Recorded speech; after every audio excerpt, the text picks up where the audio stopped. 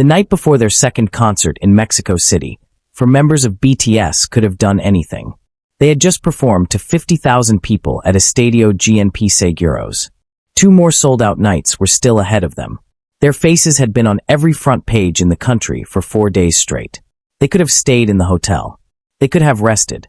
They could have ordered room service and watched something on their phones. Instead, Jin, Jimin, SUGA, and Jungkook put on masks and hooded jackets and walked into the Arena México, the Cathedral of Lucha Libre, the oldest, most legendary wrestling venue in Mexico, a building that has hosted masked gladiators since 1956, a place where 16,000 Mexicans go on Friday nights not just to watch a sport, but to participate in a ritual. Nobody announced they were coming. No press release. No big hit statement. No coordinated fan project. Just 4 men from South Korea sitting in the front row of one of the most Mexican things that Mexico has. And then Mystico walked out wearing a BTS jacket, and the entire country lost its mind. Let's establish who and what we're talking about, because for International Army who may not know, this crossover needs context. The Arena México is not just a venue. It opened in 1956 and has been the home of the CMLL, the Consejo Mundial de Lucha Libre, for 7 decades. It is the oldest major wrestling promotion in the world, predating WWE by decades. In Mexico, Lucha Libre is not simply entertainment. It is a cultural institution, as deeply embedded in Mexican identity as mariachi, mole, or Dia de Muertos. And Mystico is one of its biggest living legends. Known as El Rey de Plata y Oro, the King of Silver and Gold, Mystico is one of the most decorated and beloved luchadors in CMLL history. His aerial style and silver mask are iconic across Mexico and Japan, where he has also competed extensively. He is, in the language of his world, a superstar of the highest order. On the night of May 8th, 1 day after BTS's first concert at Estadio GNP Seguros and 1 day before their second, the Viernes Espectacular of the CMLL took place at Arena México as scheduled. The card featured Mystico and Titan versus Angel de Oro and Barbaro Cavernario in the main event. Standard Friday night in the Cathedral of Lucha Libre. Except nothing about that night was standard, because Jin, Jimin, SUGA, and Jungkook were in the front row, trying, and largely failing, to go unnoticed. Here is how the night unfolded, detail by detail. BTS arrived at Arena México wearing masks and hooded jackets, an attempt at anonymity that was, in retrospect, both endearing and completely futile. 4 foreign men in the front row of a Friday night Lucha Libre show, visibly trying to blend in, wearing wrestling masks as disguise. In Mexico, where everyone in the building already knew BTS was in town, the first sign that something unusual was happening came not from the audience, but from the ring itself. Mystico walked out for his entrance wearing a jacket with the BTS logo on the back. The Arena México erupted. In one gesture, Mystico had communicated 2 things simultaneously. He knew they were there, and he had prepared for this. That jacket was not improvised. You don't get a custom jacket made on the same day. This was planned, a tribute, a welcome, a signal sent from one cultural icon to another across the language of spectacle. The crowd, already primed by days of BTS hysteria in Mexico City, immediately understood what they were witnessing. This wasn't a celebrity sighting. This was a meeting. The night continued. The Lucha Libre was, by all accounts, spectacular. Mystico and Titan won the main event, which means the Silver and Gold King did not let his special guests down. But the most watched moment of the entire evening wasn't inside the ring. It was what happened after.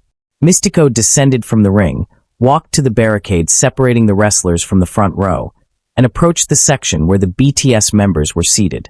He greeted them personally, warmly, specifically, with particular attention to Jin. Those watching described it as a genuine exchange, not a photo op. Words were exchanged. Hands were shaken. And then, at the close of the function, when it was time for BTS to leave, Mystico returned to say goodbye, and sent them off with a Korean heart gesture. A Mexican luchador. Silver mask. Decades of CMLL history behind him. Making a Korean heart with his hands. That image broke the internet before anyone even had time to post it properly. And then SUGA confirmed everything, sharing an Instagram story of Mystico standing on the ropes in the ring. One video. No caption needed. Proof of concept. BTS had been there, and they had loved every second of it. The reaction online was immediate. In Mexico, the The comments flooded in from Lucha Libre fans who had never engaged with K-pop before. In Korea, ARMY who had no framework for Lucha Libre suddenly found themselves watching highlight reels of Mystico at 3 a.m. On X and TikTok, the phrase BTS en las luchas trended within the hour. Mexican fan at Carla Huanasta summed it up perfectly. Asterisk, top places I never expected to run into BTS, Lucha Libre. Asterisk, what made the Arena Mexico moment different from every other BTS Mexico story this week? The Palacio Nacional, the presidential meeting, the Mucho Picante moment, the $107 million, is that this one was completely unscripted. Nobody from Big Hit organized this. No promoter coordinated it. No government invited them. For members of the biggest K-pop group in the world decided, on their one free evening in Mexico City, that they wanted to sit in a wrestling arena and watch masked men fly off the top rope. That decision, small, spontaneous, deeply human, is what ARMY responded to most powerfully. Because BTS has always been a group that shows up not just to perform, but to be present, to eat the street food, to visit the temples, to learn the phrases. And on the night of May 8th, to wear a Lucha Libre mask in the front row of the Arena Mexico and cheer for a man they had probably only just learned about. Mexican ARMY reacted with a specific kind of pride that went beyond fandom. Comments across social media described it as BTS respecting Mexican culture. Not by standing in front of a landmark for a photo, but by participating in something real. Something that millions of Mexican families do on Friday nights. Something that is ordinary for Mexicans and extraordinary for everyone else.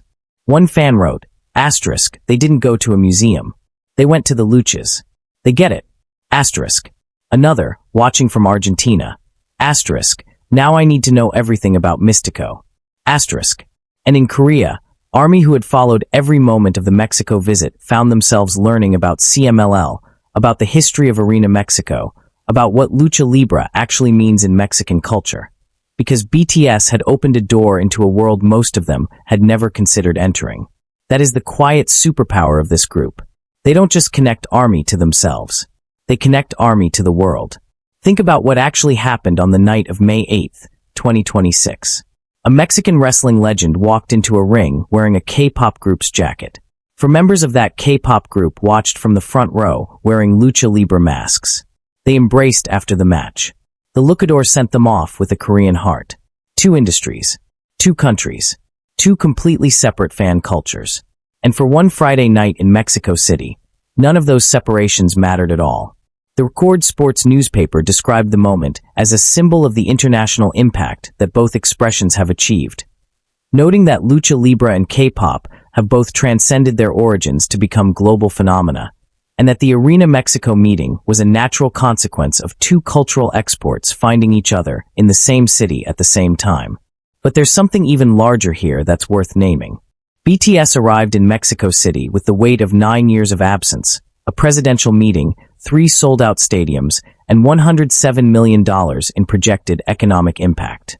Every move was documented, analyzed, covered by every major outlet in the country.